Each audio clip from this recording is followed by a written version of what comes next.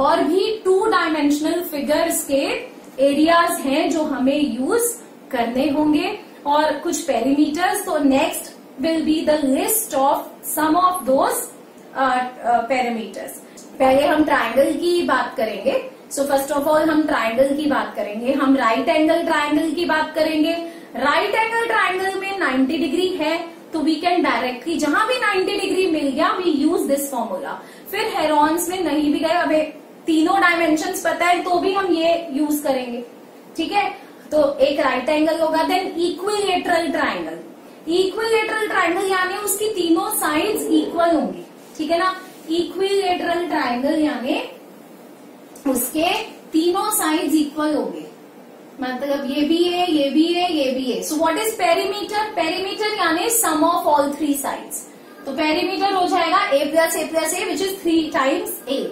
Area के लिए भाई अगर ये फॉर्मूला लगाना है तो या तो मुझे यहाँ एक परपेंडिकुलर पता हो, नहीं तो इक्विलेटरल का एक और फॉर्मूला है which is area is equal to area of equilateral triangle is equal to √3/4 side into side. ये फॉर्मूला कैसे डिराइव हुआ ये भी हम अभी आगे आने वाली क्लासेस में सीखेंगे। हेरॉन्स की हेल्प से ही ये फॉर्मूला डिराइव हुआ है जो कि मोस्ट प्रोबेबली नेक्स्ट क्लास में होगा, ठीक है। आइसोसेलेस ट्राइंगल में भी हमें आइसोसेलेस ट्राइंगल यानी 2 साइड्स इक्वल होंगी, 2 साइड्स इक्वल होंगी। से for example if this is the triangle, ये ए होगा, ये होगा, ये बी होगा। पेरीमीटर हो गया a plus a plus b. हाँ विराट आप लिख सकते हो, ट्वाइस ए प्लस बी आप लिख सकते हो, इट्स योर चॉइस।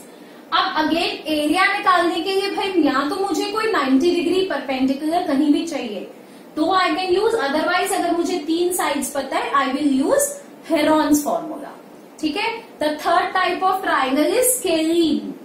स्केलीन जिसकी तीनों साइड्स इक्वल नहीं है। अब सपोज मुझे ये पता है तो या तो मुझे कोई परपेंडिकुलर दे दो, ये वाला दे दो, नहीं तो ये वाला दे दो, नहीं तो ये वाला दे दो, तो मैं ये यूज कर लूंगी।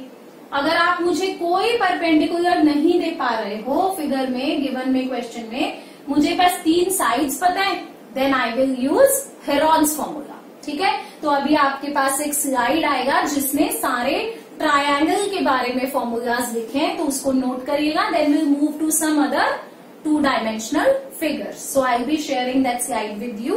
Just wait.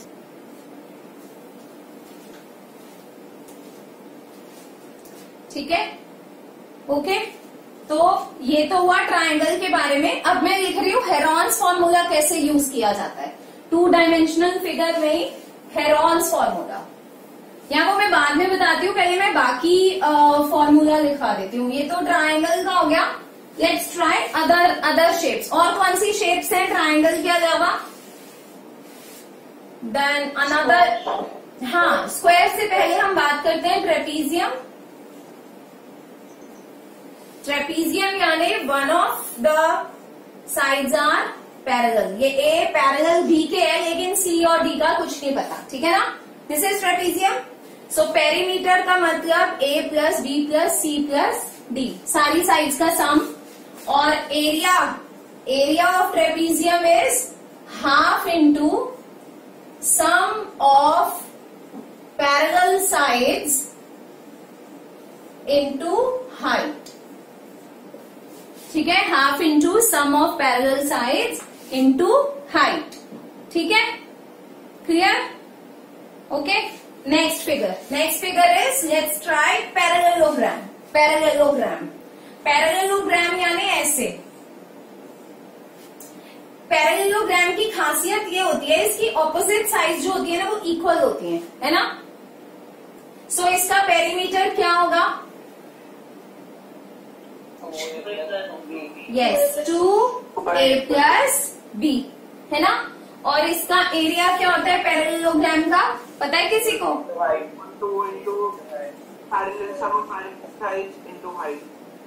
No, Aryan, it's not that. That is trapezium. It's only base into again corresponding height. भैया आप कौन सी साइड ले रहे हो, ये अभी मैंने बताया था ना। आप कौन सी साइड ले रहे हो, जो साइड ले रहे हो उसके ऊपर जो हाइट आ रही है, ठीक है, ये क्वेश्चन है आपके पास इस बुक में, एनसीईआरटी में। ठीक है जी। थर्ड फिगर, एक और फिगर। चलो, ट्रेपीजियम हो गया हमारा, पैरेललोग्राम हो गया, लेट्स ट्राई रेक्टेंगल। रेक्टेंगल मतलब 90 डिग्री आ गया। पैरेललोग्राम के अंदर एक खासियत जुड़ गई, 90 डिग्री आ गया। तो पेरीमीटर क्या हुआ, हम इसकी साइड्स को ना यूजुअली रेक्टेंगल को, आपको याद है, लेंथ और ब्रेड्थ कहते हैं। तो पेरीमीटर का फॉर्मूला क्या होगा, श्लोक बोल दिया आर्यन ने, सही बोल रहे थे सर, माइक में प्रॉब्लम है कोई, फोन की बेल कहीं और बजाओ, कनेक्शन कहीं और लग जाता है। So it's 2L plus B। Area क्या होगा श्लोक, राइट, L इंटू B। ठीक है, ये भी हो गया जी। अब आपको नीचे ऐसा ना हो कि दिखे ना, तो इसको नोट कर लो, फिर मैं ये रब कर देती हूँ, नोट कर। ठीक है, ओके। ट्रेपीजियम हो गया, पैरेललोग्राम हो गया, रेक्टेंगल हो गया। Let's move forward.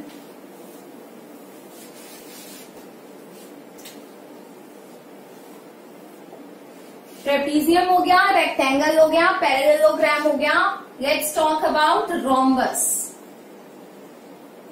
रोम्बस और पैरेललोग्राम में यूजुअली आप लोग ना ऐसे फिगर बनाते हो रोम्बस की।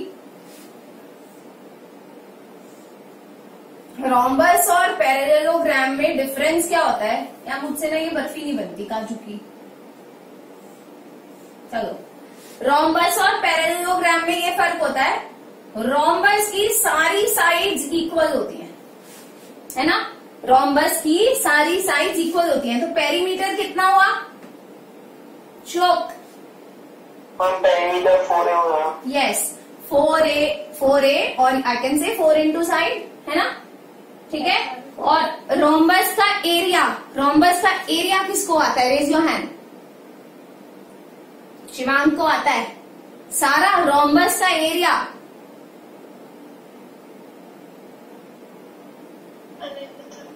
नहीं पता, जिया को आता है रोम्बस का एरिया, श्लोक को भी आइडिया है।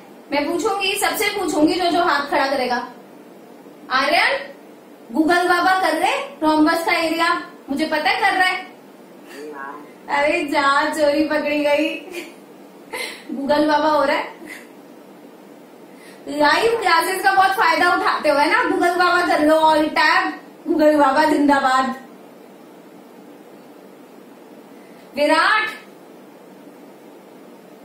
चलो श्लोक ट्राई करो, रोम्बस का area A into A, okay. Shivang, diagonal 1 into diagonal 2। Shivang आप थोड़ा सा सही हो बट पूरा सही नहीं हो। रोम्बस, मैम मैं बताऊं, अब तो जिया को हिंट मिल गया। It's half into D1 into D2। ठीक है, so Shivang was very close. Aryan ने गूगल बाबा से, गूगल जीनी से, अच्छा ठीक है, नहीं आता गूगल पे, ऐसा नहीं हो सकता, गूगल हैज एवरीथिंग। उसमें लिखा था area is equal to PQ upon में। देखा तो सही था, हमने देखा था, तो मैम सही तो है, लेकिन हमें समझ नहीं आया, वो अलग बात है, पर हमने देखा तो था, ऐसा नहीं था। So area of rhombus is half into D1 into D2, where D1 and D2 are length of diagonals. ये वाला फॉर्मूला भी इम्पोर्टेंट है, बहुत जगह काम आएगा ये वाला। ठीक है, आगे चलते हैं। बस अब एक ही चीज बची सबका बाप, विच इज स्क्वायर। भाई स्क्वायर की सारी साइड्स इक्वल होती हैं, स्क्वायर में एंगल 90 डिग्री भी होता है, स्क्वायर में रोम्बस की भी प्रॉपर्टीज है, स्क्वायर में रेक्टेंगल की भी प्रॉपर्टीज है। ठीक है, सो पेरीमीटर हो गया 4 इंटू साइड, और एरिया क्या हो गया स्क्वायर का, साइड इंटू साइड, राइट। तो ये तो बात हुई 2 डायमेंशनल फिगर्स के पेरीमीटर्स और एरियाज की। यूजुअली यही आते हैं चैप्टर में, कोई और होगा तो हम बाद में ऐड ऑन कर लेंगे। ठीक है, अब हम स्क्वायर की जो प्रॉपर्टीज रहती है वो रोम्बस की इक्वल होती है, तो फिर दोनों के एरिया का फॉर्मूला इक्वल नहीं होता। आप half into D1 into D2 करके भी निकाल सकते हो, पर यूजुअली अगर आप देखोगे ना, it can be done that way also, answer same आएगा, आंसर सेम आएगा। रोम्बस से भी तो साइड इंटू साइड यूज कर सकते हैं ना? नहीं, क्योंकि उसमें 90 डिग्री नहीं होता ना बेटा। भाई आप इसमें देखो ना, ये बेस हो गई सपोज, तो इसके ऊपर ये परपेंडिकुलर आ रहा है हाइट, स्क्वायर भी तो पैरेललोग्राम है, ये देखो बेस इनटू हाइट। हम बिना डायगोनल के ऐसे तो फिर रोम्बस के एंगल 90 डिग्री नहीं होते। बिना डायगोनल के तो रोम्बस का एरिया ही नहीं आएगा। बिना डायगोनल के रोम्बस का एरिया नहीं आएगा, हेरॉन्स फॉर्मूला से आएगा। अभी देखना, एक डायगोनल तो पता होना चाहिए, मिनिमम 1 डायगोनल भी अगर सपोज पता है। देखो सपोज करो, अब अच्छा क्वेश्चन पूछा है, चलो बता ही देती हूँ। सपोज करो मुझे ये वाला डायगोनल पता है जिसकी वैल्यू है b। अब ये जो रोम्बस है ये कितने स्मॉल फिगर्स बन गए, इसके 2 ट्रायंगल बन गए, राइट। अब ये वाला जो ट्रायंगल है, मुझे इसका अगर एरिया निकालना है, मुझे इसका क्या पता है? क्या इसमें 90 डिग्री है? पता नहीं है। मुझे इसकी तीनों साइडें पता है ना। अगर मुझे तीनों साइडें पता है तो मैं हेरॉन्स फॉर्मूला यूज करके इसका एरिया निकाल लूंगी। जो एरिया इसका होगा ना, ध्यान से देखो, इसकी भी वही डायमेंशंस है, तो इसका एरिया भी वही होगा, तो डबल कर देंगे। एक डायगोनल जरूर पता होना चाहिए और साइड्स। बेसिकली 90 डिग्री मिसिंग होता है ना, तो हमें हेरॉन्स फॉर्मूला पर जाना पड़ता है, ठीक है। डायगोनल्स में बेसिकली इसकी क्या है, इसका पता है डायगोनल का क्यों फॉर्मूला यूज होता है, क्योंकि इसके डायगोनल ना 90 डिग्री पे काटते हैं। तो एक बात बताओ, अगर इसका ये मानो डायगोनल की लेंथ इक्वल नहीं होती रोम्बस की, लेकिन काटते 90 पर है, तो मानो ये हो गया B, है ना। ये वाला डायगोनल है B, ये इसकी हाइट हो गई H1 और ये वाली हाइट हो गई H2। वैसे ये बाइसेक्ट करते हैं बेसिकली, पर चलो अगर H2, ठीक है। सो इस ट्रायंगल का एरिया क्या बना, half into B into H1 plus इसका एरिया क्या बना, half into B into H2। सही बात है ना। कॉमन लो, हाफ इंटू B कॉमन हो गया, तो ये क्या बचा, H1 plus H2। H1 H2 मिला के क्या बन जाएगा, चलो मैं इसको B की जगह D1 बोल दूं, तुमको आसान हो जाएगा। D1 है ना। तो अब H1 प्लस H2 मिला के क्या हो जाएगा, ये वाला डायगोनल विच इज D2। एक कहा था ना मैंने, ठीक है। दैट इज वाई हम स्ट्रेट अवे लगाते हैं half into D1 into D2। अब हम करेंगे हेरॉन्स फॉर्मूला का क्या फॉर्मूला होता है। पहले मैं इसको नोट कर लेते हैं।